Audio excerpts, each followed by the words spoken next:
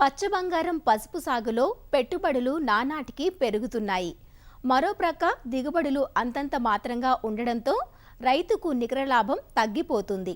అయితే కారు చీకటిలో కాంతిపుంజంలా ఇటీవలి వస్తున్న ఆధునిక సాగు పద్ధతులు, నూతన వంగడాలు పసుపు రైతుల్లో కొత్త ఉత్సాహాన్ని నింపుతున్నాయి. సాంప్రదాయ సాగు పద్ధతికి భిన్నంగా బెడ్ విధానంలో సాగు అధిక దిగుబడులను ప్రసాదిస్తోంది. సాధారణంగా రైతులు పసుపు కొమ్ములను బోదెసాలు విధానంలో నాగటి చాలు వేసి విత్తుకుంటారు. దీనికి ఎకరాకు 7 నుంచి 8 క్వింటాల వరకు విత్తనం భారీగా అవసరమవుతుంది. అంతేకాక ఈ సాంప్రదాయ విధానంలో సాగు చేసినప్పుడు దుంపకుళ్ళు, దుంపపుచ్చు బెడద అధికంగా ఉండి దిగుబడులు దిగజారిపోతున్నాయి. ఎకరాకు 20 క్వింటాలు ఎండు పసుపు దిగుబడి రావడం కష్టంగా ఉంటోంది. అలా కాక పసుపును ఆధునిక బెడ్ విధానంలో సాగు చేస్తే ఈ కష్టాలన్నీ తప్పుతాయి. పసుపును ఎత్తైన వెడల్పాటి పరుపులపై విత్తుకుంటే విత్తన మోతాదు సగానికి సగం తగ్గడమే కాదు, డ్రిప్ విధానాన్ని అనుసంధానిస్తే నీటి ఆదా, ఎరువుల ఆదాతో పాటు దుంపకుళ్ళు సమస్య అసలే ఉండదు. దీనికి తోడు ఇటీవల వచ్చిన ఏసీసీ 48, ఏసీసీ 79 నూతన పసుపు వంగడాలు అధిక కర్క్యూమిన్ శాతంతో మంచి దిగుబడి సామర్థ్యాన్ని కనబరుస్తున్నాయి.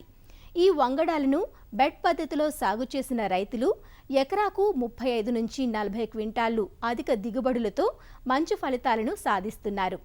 తెలంగాణ రాష్ట్రంలో పసుపు సాగుకు ప్రఖ్యాతిగాంచిన వరంగల్, నిజామాబాద్ జిల్లాల్లో రైతులు కృష్ణారెడ్డి, దేవగౌడ్లు బెడ్ విధానంలో ఈ నూతన వంగడాలను సాగు చేసి మంచి పంటను తీస్తున్నారు. వారేమంటున్నారో చూద్దాం. 15-20 సంవత్సరాల నుంచి పసుపు సాగు చేస్తూ ఉంటా. అయితే దేశవాళీ రకాలు సాగు చేసేది. దేశవాళీ అంటే ఆర్మూర్ వెరైటీ అలాంటివి చేసేది. గత సంవత్సరం పీటీఎస్ 10 వెరైటీ కూడా డ్రిప్ మెథడ్లో బెడ్ రైజింగ్ చేయడం జరిగింది. అయితే ఏసీసీ 710-9 అనేది చాలా పంటకాలం తక్కువ, 6 months, అది తెచ్చుకుంటే రైతులు బాగుంటుందని చెప్పి తెలుసుకొని గత జూన్కు ముందు ఖమ్మం జిల్లా చిల్లంచల నుంచి ఒక 3 క్వింటాలు తెచ్చుకోవడం జరిగింది. తెచ్చుకొని బెడ్ రైజింగ్ చేసి డ్రిప్ పరిచిన తర్వాత ఒక 3 క్వింటాలే ముక్కలు చేసి వేయడం వల్ల 1 ఎకరం విస్తీర్ణానికి వచ్చింది. అయితే కొంచెం నీటి ఎద్దడికి కొంచెం ఇబ్బంది జరిగింది మొదట్లో. అయినప్పటికీ ఆ తర్వాత దీనికి మేము నీటి తడి డ్రిప్ మెథడ్ ద్వారా ఇవ్వడం వల్ల కొంతవరకు మెరుగు జరిగింది. అయితే ఇప్పుడు చూస్తే మంచిగా ఊరింది. పక్కా పీటీఎస్ 10 దీనికి పోల్చుకున్నప్పుడు అది పంటకాలం ఎక్కువ, ఇది పంటకాలం తక్కువ. అంటే ఏ రైతుకైనా చివరి టైంలో ఆ నీళ్ళు అందాయి. అటువంటిప్పుడు పంటకాలం ఎక్కువ ఉన్నటువంటి పసుపు పెట్టినట్టయితే ఆ చివరికి ఆ మంచి ఊరే టైంలో నీళ్ళు అందకున్నట్లయితే అది పరిపక్వత అనేది రాకుండా ఉంటుంది. కానీ ఇది 6 మాసాలే కాబట్టి మనకు ఇన్ టైంలో పసుపు తీసేసుకొని సెకండ్ క్రాప్ ఏమైనా వేసుకోవడానికి టైం దొరుకుతుంది. రెండవది రైతుకు కూడా ఈ ఒక పంట పండిన తర్వాత రెండో పంటలో వచ్చే దిగుబడి ఏదైతే ఉన్నదో అది ఈ పంట మీద వచ్చే పెట్టుబడికి సహకారంగా అందినట్లయితుంది. అంటే ఒక పంట పూర్తిగా మనకు వచ్చే దిగుబడి మార్కెట్ రేటును బట్టి అమ్ముకున్నట్లయితే ఆ మొత్తం పంట మనకే మిగిలే అవకాశం ఉంటుంది. ఇంటర్ క్రాప్ చేయడం కన్నా ఇది 2 పంటలు పండించుకోవడం మేలని చెప్పి నేను గ్రహించి ఈ పంట వేయడం జరిగింది. పంటను కొంచెం ఇంకా విస్తరించదలుచుకున్నా. ఇప్పుడు వేసిన 1 ఎకరం కాకుండా నెక్స్ట్ ఇయర్ ఒక 3 ఎకరాలు ఇదే సిస్టంలో వేద్దామని చెప్పి నేను గ్రహించడం జరుగుతూ ఉన్నది. ఈ పసుపు ఇంతకుముందు పాత పద్ధతిలో సాగు చేసుకుంటే 7 నుంచి 8 క్వింటాల విత్తనం మేమే వేస్తుంటే 1 ఎకరానికి. ఇప్పుడు ఈ బెడ్ సిస్టంలా వేసుకుంటే 3.5 నుంచి 4 క్వింటాల ఎకరం విత్తనమే సరిపోతున్నది. అంటే మనకు విత్తనం ద్వారానే 3 క్వింటాలు సేవ్ అవుతున్నది. అదొకటి మెయిన్. ఈ బెడ్ సిస్టంలో పసుపు వేసిన దానికి బెడ్ లూజ్ ఉండుట్లా కొమ్ము మంచిగా పెరిగి ఏపుగా కొమ్ము పెరిగి మంచి నాణ్యత గల కొమ్ము మనకు వస్తున్నది. తక్కువ నీటితోటి ఒక బెడ్కేసి 2 గంటలు నడిపిస్తే 1 ఎకరం బారిపోతున్నది. ఇక పాత పద్ధతులనే పోయి సాగు చేస్తే ఏమవుతుందంటే నీళ్ళు ఎక్కువ పోతున్నాయి, కరెంట్ ఎక్కువ అయిపోతున్నది, ఈ రోగాలు ఎక్కువ అవుతున్నాయి, దాంతో విత్తనం ఎక్కువ అవుతున్నది. ఆ రోగాల ద్వారా కూడా పసుపు బాగా లాస్ అయ్యి రైతు ఎంతో నష్టపోతున్నాడు.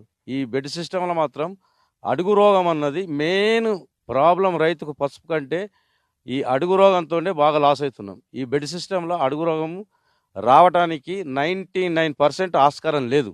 ఈ బెడ్ సిస్టమ్ పసుపు సాగు చేయటం వల్ల మరొక మెయిన్ పెద్ద లాభం ఏందంటే పసుపుని హార్వెస్టింగ్ చేయడానికి ట్రాక్టర్ తోటి మనకు ఆస్కారం ఉన్నది. ఒక ఎకరాని బోదెసాల పద్ధతిగా చేసుకుంటే ఒక ఎకరం పసుపు తవ్వటానికి 7 లేబర్ కావాల. ఓన్లీ మగవారు. ఒక్కొక్కరికి రూ. 700 కైకిలి. రూ. 700 అంటే 4,900 మొగోళ్ళకి ఇస్తున్నాం దవ్వటానికి.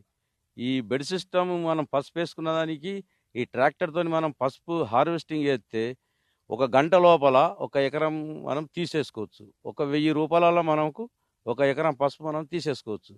ఈ విధంగా ఇక్కడ దబ్బిటానికే మనకు ఒక ఎకరానికి రూ. 4,000 లాభం వస్తున్నది.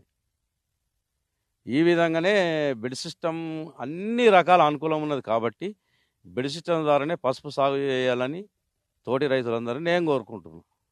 చూశారు కదా, బెడ్ విధానంలో పసుపు సాగు మంచి ఫలితాలనిస్తుందని, ఈ విధానంలో సాగు వల్ల కలిగే ప్రయోజనాలేమిటో నిజామాబాద్ వ్యవసాయాధికారి నవీన్ కుమార్ ఇలా తెలియజేస్తున్నారు.